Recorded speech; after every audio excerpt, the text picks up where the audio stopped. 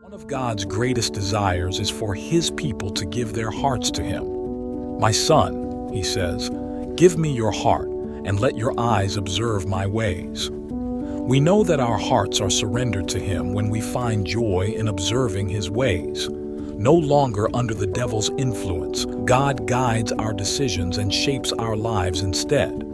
The Apostle Paul put it beautifully. I have been crucified with Christ. It is no longer I who live, but Christ lives in me.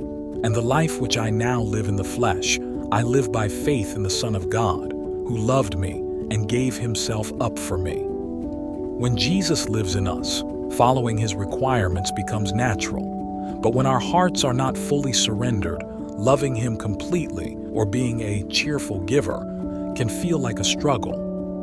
Ellen G. White reminds us that if we have given our hearts to Jesus, we also shall bring our gifts to Him. Why is giving sometimes so hard? Often, it is because our hearts aren't fully surrendered to Jesus.